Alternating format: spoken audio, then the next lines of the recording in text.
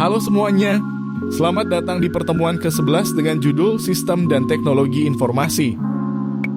Berikut materi yang akan kita bahas yaitu ada konsep dasar dan integrasi sistem enterprise, pemahaman, tujuan, fungsi dasar, dan masalah atau tantangan supply chain management disingkat SCM, dan terakhir ada peran teknologi internet.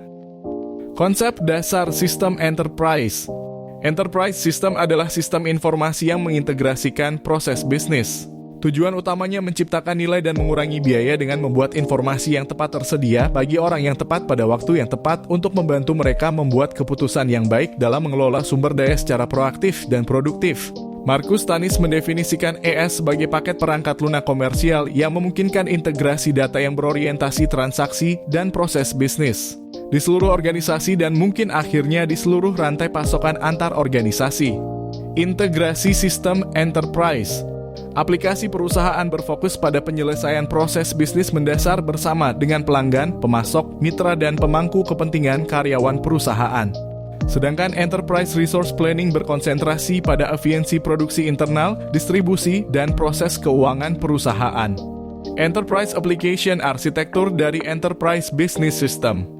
Ada employees, suppliers, partners, dan juga customers. Supply chain management dengan sourcing dan procurement. Lalu Enterprise Resource Planning sebagai internal business processes.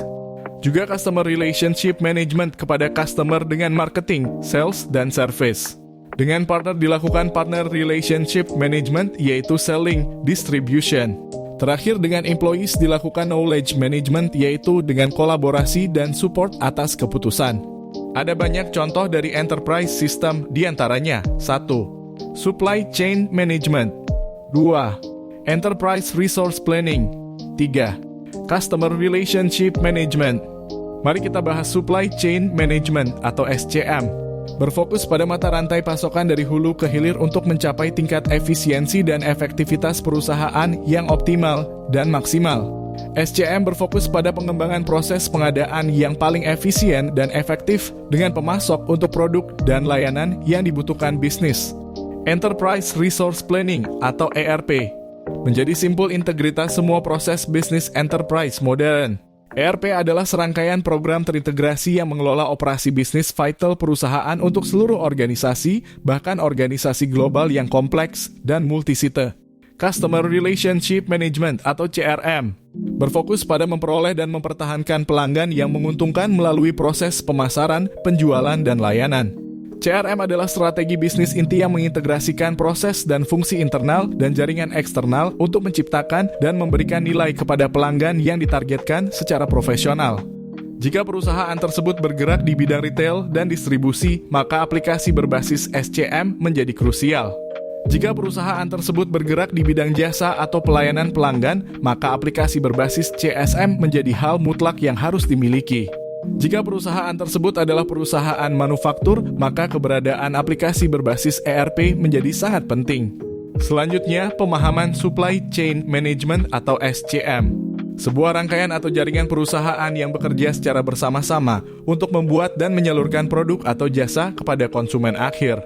Rangkaian atau jaringan ini terbentang dari penambang bahan mentah di bagian hulu sampai retailer atau toko pada bagian hilir. Bisa dilihat pada gambaran grafik tahapan sebagai berikut.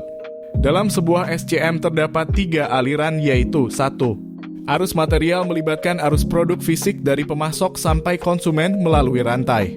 Sama baiknya dengan arus balik dari retur produk, layanan, daur ulang, dan pembuangan. Contohnya bahan baku yang dikirim dari supplier ke pabrik setelah produksi selesai dikirim ke distributor, pengecer, kemudian ke pemakai akhir. 2. Aliran uang dan sejenisnya yang mengalir dari hulu ke hilir atau sebaliknya. Contohnya informasi kartu kredit, syarat-syarat kredit, jadwal pembayaran dalam penetapan kepemilikan dan pengiriman. 3. Aliran informasi yang bisa terjadi dari hulu ke hilir atau sebaliknya.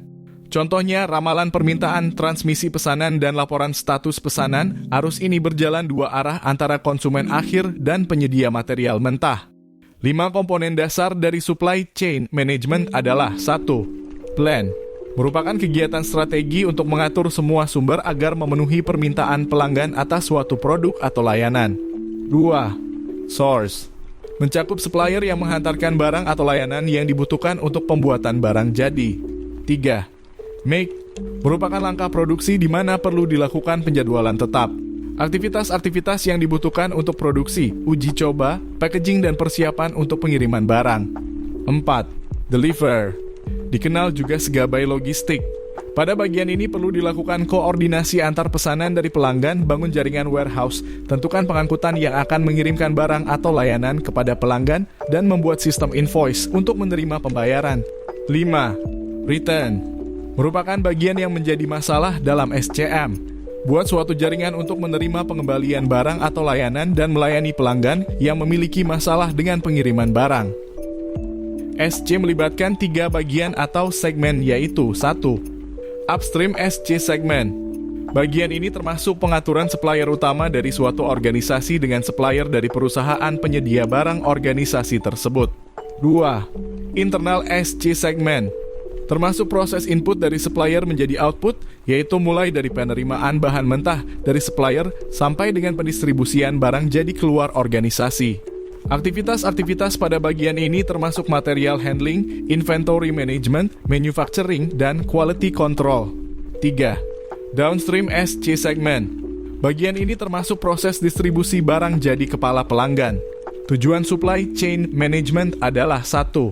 SCM menyangkut pertimbangan mengenai lokasi setiap fasilitas yang memiliki dampak terhadap aktivitas dan biaya dalam rangka memproduksi produk yang diinginkan pelanggan dari supplier dan pabrik hingga disimpan di gudang dan pendistribusiannya ke sentra penjualan. 2. Mencapai efisiensi aktivitas dan biaya seluruh sistem. Total biaya sistem dari transportasi hingga distribusi persediaan bahan baku, proses kerja, dan barang jadi. 3. Penyerahan atau pengiriman produk secara tepat waktu demi memuaskan konsumen. 4. Mengurangi biaya. 5. Meningkatkan segala hasil dari seluruh SC. 6. Mengurangi waktu. 7. Memusatkan kegiatan perencanaan dan distribusi. Fungsi dasar SCM 1. Secara fisik mengubah bahan baku dan komponen menjadi produk dan mengirimnya ke konsumen akhir. 2. Meyakinkan bahwa pengiriman produk atau jasa memuaskan aspirasi pelanggan. Masalah atau tantangan SCM ada 2, yaitu 1. Kompleksitas struktur SCM melibatkan banyak pihak dengan kepentingan yang berbeda-beda. Perbedaan bahasa, zona waktu, dan budaya antar perusahaan. 2. Ketidakpastian permintaan. Ketidakpastian pasokan seperti waktu pengiriman, harga dan kualitas bahan baku, dan lain-lain. Lalu ada ketidakpastian internal seperti kerusakan mesin, kinerja yang tidak sempurna, ketidakpastian kualitas produk, dan lain-lain. Peran teknologi internet.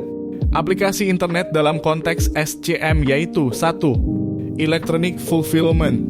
2. Electronic procurement. Mari bahas electronic procurement. Salah satu model pengandaan yang mendukung hubungan jangka pendek adalah auction, yaitu suatu aplikasi untuk mendukung kegiatan lelang yang dilakukan secara elektronik. Pembeli mengundang beberapa calon supplier untuk menawarkan harga produk dengan spesifikasi dan jumlah tertentu dalam waktu yang telah ditentukan. Supplier dengan harga terendah yang dianggap menang.